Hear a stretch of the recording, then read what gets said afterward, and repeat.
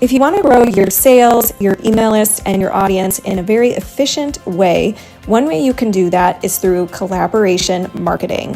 One of my clients recently grew her email list to 550 subscribers from one collaboration. I recently grew my email list by 50 people from one collaboration as well. And this happens often. And some of these collabs can be hundreds of subscribers, some can be a couple, but over time, this compounds, and people who find you through a trusted collab partner tend to convert quicker to calls and clients. So if you're looking to get started with collaboration marketing, a great place to start is inside my Work Smart Marketing Club, because you're going to get a whole breakdown of how you can find the right collab partners, how you can communicate with them to score a collab, even if you have a small audience, and what kinds of collabs are most effective. So if you're curious about this, you can go to haileyrowe.com/worksmart, and it's included in the membership. There's a ton of other amazing things included in the membership too, but this is one of the places I would start if you really want to book your next clients and you want to grow your email list. Hello, and welcome to the Health Coach Nation podcast. I'm your host, Hailey Rowe, marketing and sales coach and strategist for online entrepreneurs, especially wellness professionals, functional medicine practitioners, health coaches, people in the personal development space. You want to make someone's life better. If that's you, you're in the right place. And today we're going to be going through some questions that I got asked recently in an interview. And I thought that they were really good questions and thought that many of you might have some similar questions. So the first question is, can you describe a moment early on in your coaching practice when you realized you were guessing and you didn't actually know what was working? So my answer to this question when I got it was that early on in my business, I tracked my work time in an app called Toggle. It's spelled Toggl if you want to check it out. And it's really cool because at the end of the week, it sends you a report of how you spent your time that week. And when you're an entrepreneur, your time is your most valuable asset because you are running your entire business. You're running your lead generation, meaning connecting with new people. You're running your lead nurturing, meaning nurturing those people. You're converting your own sales by having discovery calls or having a sales page. You're delivering your service to your clients, and then you're trying to retain your clients so that they can continue to work with you after they finish your initial program if they want to, or maybe you have a membership or whatever it may be. So that is a lot for one person to juggle, right? And I knew early on in my business, I could be better with how I was using my time.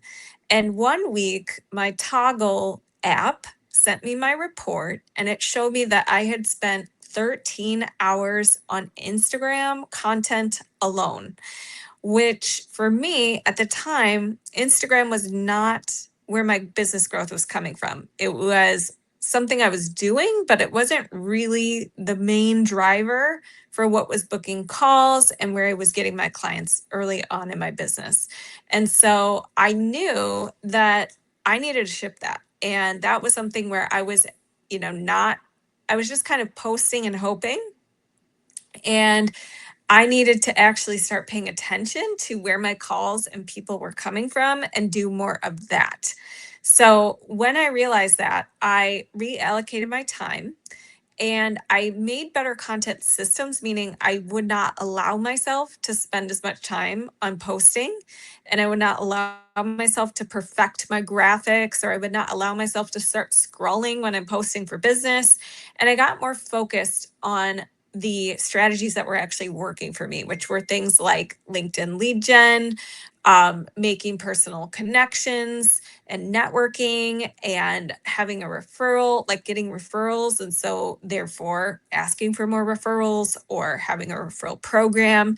So those are some of the shifts. I had to shift how I was using my time early on in my business. And that was something that I wish I would have known sooner, instead of spending 13 hours a week after week on Instagram content creation and realizing that's just not my thing. I mean, getting clients using Instagram is something I do, but it's not through my content. It's more so from people reaching out. It's more so from me reaching out. It's more so from collaboration partners that I form through Instagram, things like that. Okay, now I have had some clients come from Instagram content, but like I said, it's a very minimal number as opposed to every client. It's really a small number, a small percentage of people. Okay. Second question was, what were you tracking, if anything, at that point early on in your business? What were you not tracking that you wish you had been?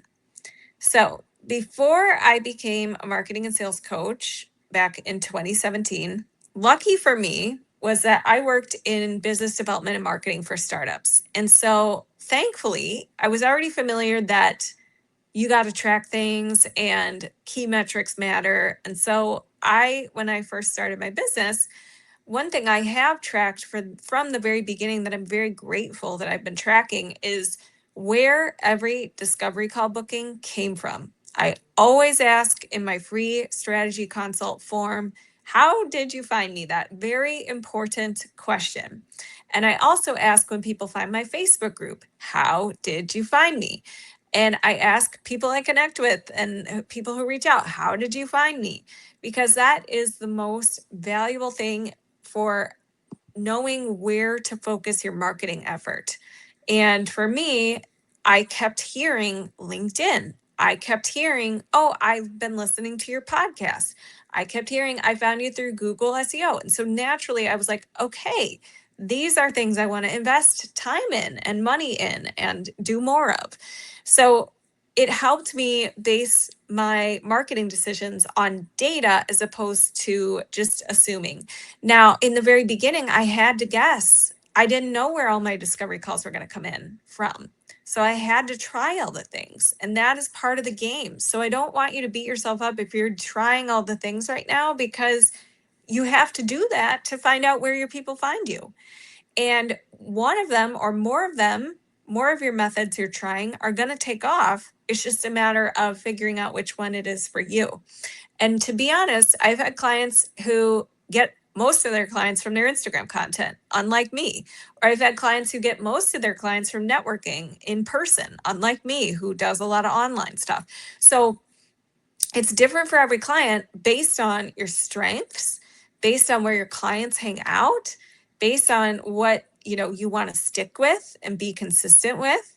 So any marketing method really can work. It's just a matter of which one aligns the most with your strengths and what you're going to be able to be consistent with, and where your clients hang out, and what channel you're best at. Like, some people are really good on video and others are not, right? So you can develop any skill and get good at anything, but naturally you're going to want to start with those questions and decide from there. Now, one thing that I have not been as consistent with tracking is how many leads of mine are coming from specific summits, collaborations, and partnerships I've been doing. So over the last, I would say 2 to 3 years, I've been really involved in summits and bundles where I collaborate with others. And in that cross promotion, we promote our lead magnets or freebies and grow our email list. And sometimes I'm involved in so many of them that I don't make enough time afterwards to review the numbers, to see which partnerships are actually working the best. And so that is something that I am actively working on, because that is something I have to improve to really know which partnerships are worth my time. Now, I do know themes, like I do know certain partners who have, referred me the most, that where it's led to clients. And I do know like certain podcasts that people heard me on that went well, and they booked a call. So there's some trends I've picked up on, but I need to actually go into my back end and like look at the dates of when certain summits and collaborations were, and see like how many people signed up for my list during that time, and get better at taking time to do that. Okay, another question is, when you started paying attention to where your clients were coming from, what surprised you the most? So what surprised me the most was that LinkedIn became my best, highest converting social media platform. And another thing I realized that surprised me the most is how well email marketing can work, how you can generate a sale from a stranger just from having an email list that you nurture. And that to me was one of the coolest things ever, and something that I love to help my clients with too.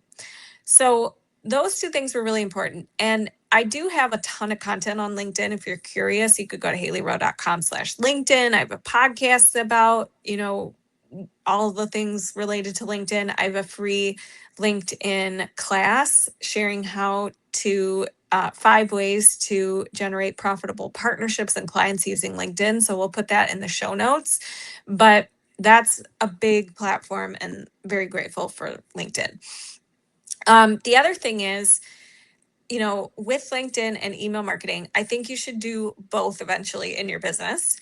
And I think that the key thing to know with LinkedIn is that it can be used to connect with your ideal clients, or it can be used to connect with ideal partnerships and referral partners and network, and meet people who may be able to refer you, or you guys could do something together to grow each other's audiences. So there's a lot of different ways you can use LinkedIn.